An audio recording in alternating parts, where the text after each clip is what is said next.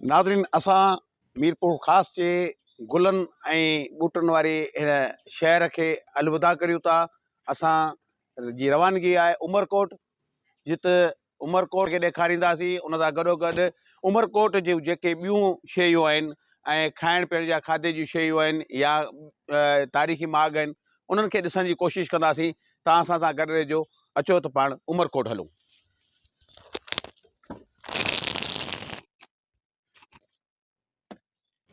नाज़रीन, असां हिन वक़्तु पहुची चुका आहियूं सिंध जे तारीख़ी शहर उमरकोट में, जंहिं शहर में उमर बादशाह तरफ़ां जोड़ायल क़िलो मौजूदु आहे। असां हुन क़िले खे बि ॾिसंदासीं ऐं हिन तारीख़ी शहर जूं तारीख़ी बाज़ारूं बि ॾिसंदासीं ऐं उन सां गॾु उमरकोट क़िले जी, उमरकोट शहर जी हिकु सुञाणप, किरशन जो हलवो, किरशन जी आइस्क्रीम पिणु ॾिसंदासीं। अचो त ॾिसूं हिन शहर जूं बाज़ारूं ऐं हिन शहर जा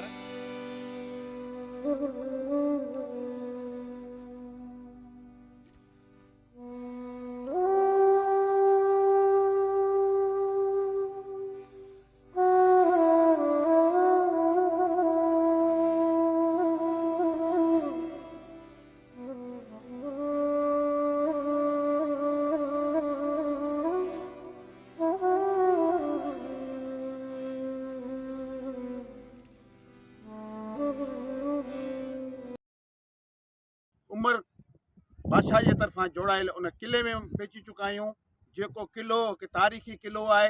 हिन क़िले जा समूरा पासा तव्हांखे ॾेखारींदासीं त हिन क़िले में छा छा आहे।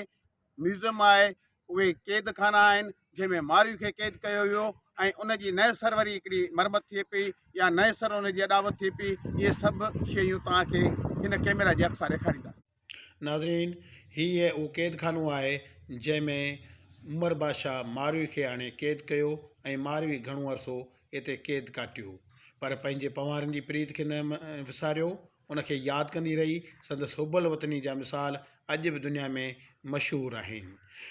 मारवी जंहिंजे लाइ लतीफ़ तमामु घणो चयो आहे ऐं हिकु सॼो सुर मारवी जे नाले शाह लतीफ़ जे रिसाले में मौजूदु आहे। लतीफ़ फरमायो आहे, सॼण ऐं साणे कंहिं अणासीअ विसरे, सॼण ऐं साणे कंहिं अणासीअ विसरे, हैफ़ इतनी खे होए वतन जिन विसारियो। मारवी क़ैद खाननि में क़ैद ऐं सख़्तियूं त बर्दाश्त कयूं, पर पंहिंजी प्रीत खे न विसारियो, पंहिंजे पवारनि खे न विसारियो ऐं पंहिंजे वतन खे यादि कंदी रही ऐं पंहिंजे हिन वतन खे सारींदी रही। हुन जे इन क़िसनि खे मुख़्तलिफ़ ज़बाननि में तर्जुमो कयो वियो आहे ऐं उनखे ख़ूब ॻायो बि आहे।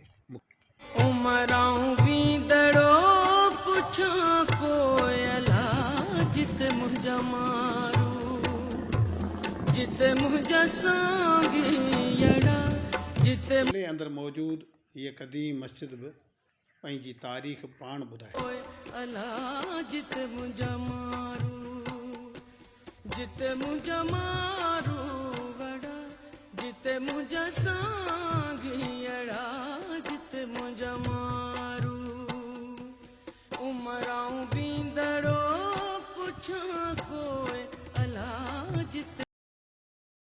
क़िले जे खुशादी दीवारनि जे चोतरफ़ हलंदे शहर जो नज़ारो बि ॾाढो वणंदड़ आहे। उमरकोट जे हुसन ऐं उमरकोट जे बाज़ारनि जो सूंहं बि ॾिसण वटां आहे। हीअ नज़ारा हिन क़िले वटां ॾिसण में ॾाढा दिलचस्प लॻनि था ऐं हिन क़िले जे अंदरि जेके बि शयूं आहिनि उन्हनि जे इबारतूं बि पंहिंजो पाण ॿुधाइनि थियूं त हिन क़िले सां वाबस्ता कहिड़ा कहिड़ा मामला आहिनि, कहिड़ा कहिड़ा तारीख़ जा तकरार रहिया आहिनि ऐं कहिड़ियूं जंगियूं लॻियूं आहिनि, कहिड़ा हमले आवर रहिया आहिनि, कहिड़ा बादशाह रहिया आहिनि जेके पंहिंजो पाण मल्हाए विया आहिनि।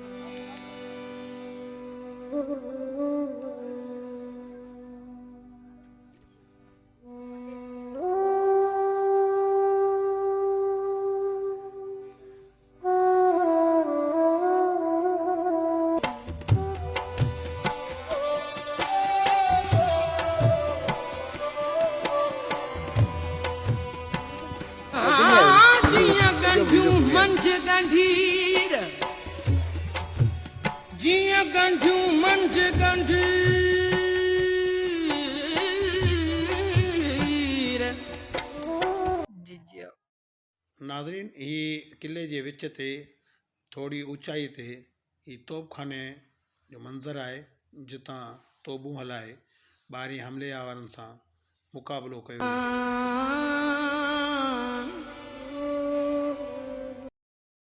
असां तारीख़ी किले उमरकोट जे मथे हिकिड़े मोर्चे ते मौजूदु आहियूं, जेको हिकु तारीख़ी मोर्चो आहे। इन मोर्चे ते बीठे असांजे साथी मुश्ताक राइमे सां ॻाल्हि ॿोल कंदासीं त हू असांखे हिन किले जे हवाले सां मुख़्तसर अहवाल ॿुधाईंदो। जी साईं जी। जी सर, तमामु घणी महिरबानी। अवांजो सुजावल ठटे खां प्यारा दोस्त आया आहिनि हिते किलो विज़िट करणु। असीं हींअर किले जे मोर्चे ते मौजूदु आहियूं। हीउ किलो 1050 खां 1350 जे विच में सुमरनि जी हुकूमत हुई हिते सिंध ते। त उन जे विच में हिकिड़ो बादशाह हो उमर नाले, उमर सुमरो। उन हिन किले जो बुनियादु रखियो।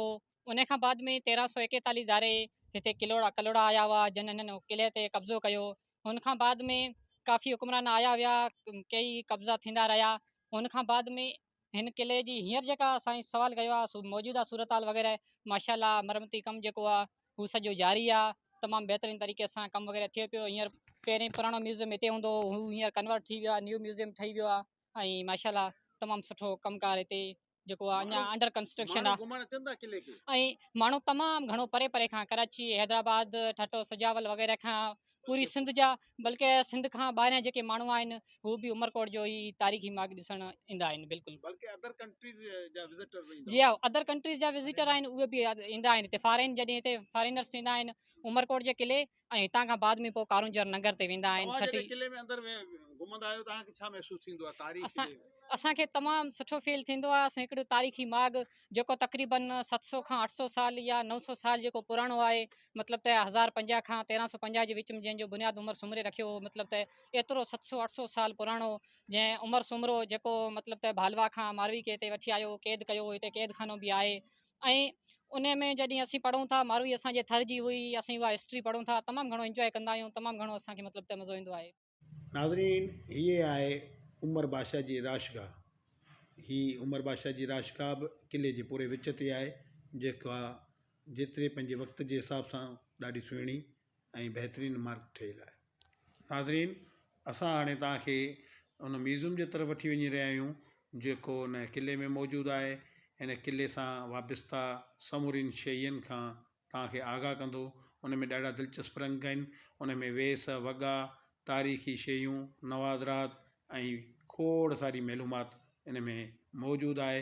अचो त हिन जा रंग ॾिसूं, अचो त हिन में छा छा आहे, तव्हां असां गॾिजी ॾिसूं।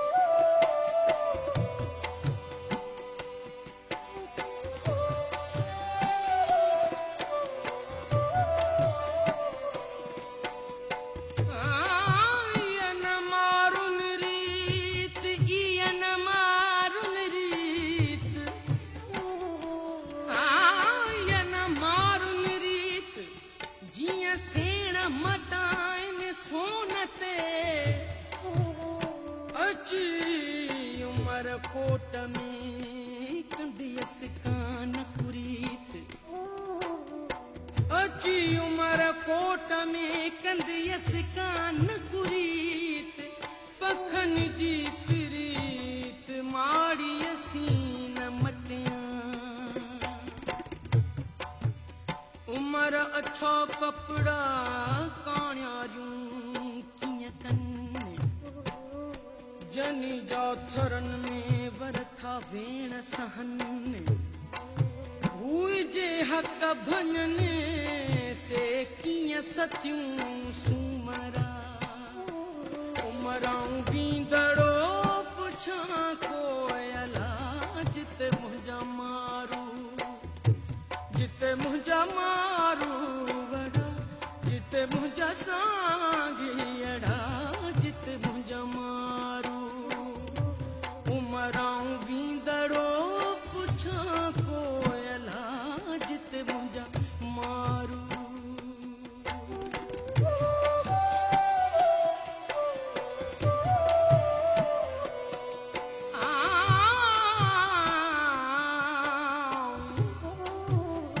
आऊं कीअं सवणे सुम्हां,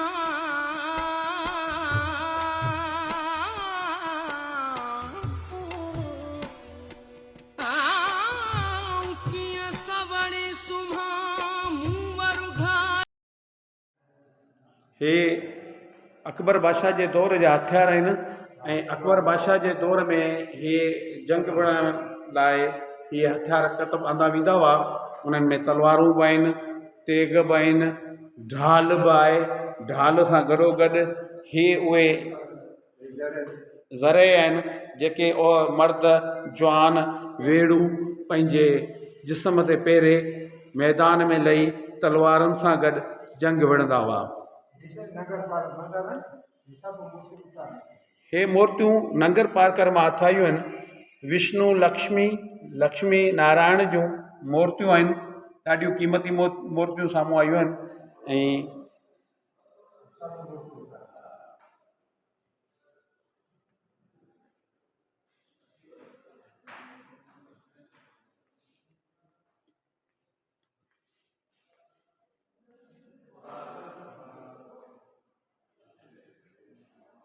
ये वरी हथियार आहिनि जेके बंदूकनि जे दौर जो वरी हथियार आहे।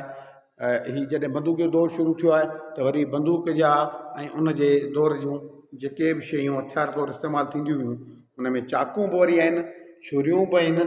त जहिड़े में इस्तेमालु थींदड़ या जंग में इस्तेमालु थींदड़ इहे हथियार असांजे साम्हूं आहिनि जेके पंहिंजे दौर जूं कहाणी ॿुधाए रहिया आहिनि।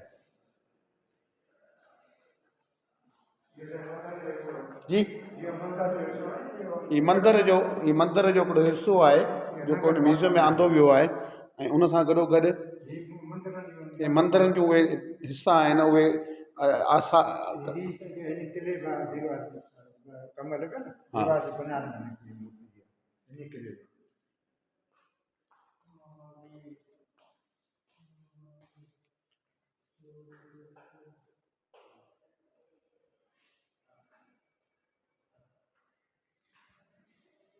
मारू असंदामू सोन बराबर सगड़ा ओ सोन बराबर सगड़ा मारू असंदामू पटोला पहाड़ खे उमर आछ मटू वर लोय जीलू डाडड़न दुनियाम जे सोन बराबर सगड़ा लूलू बराबर लख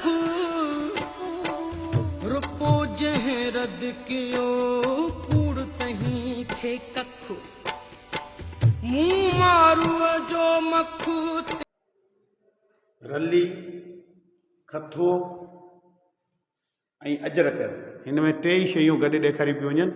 रली खथो अजरक ऐं उन सां गॾोगॾु वरी लुंगी ऐं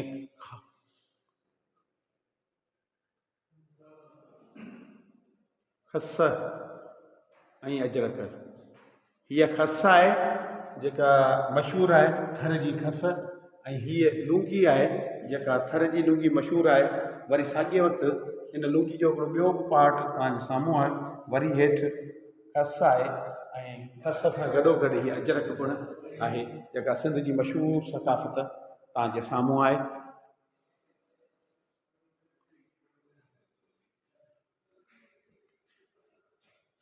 औरतुनि जो लिबास, थर जो लिबास, सिंध जो लिबास, थरी ड्रेस हिन थरी ड्रेस में छा आहे?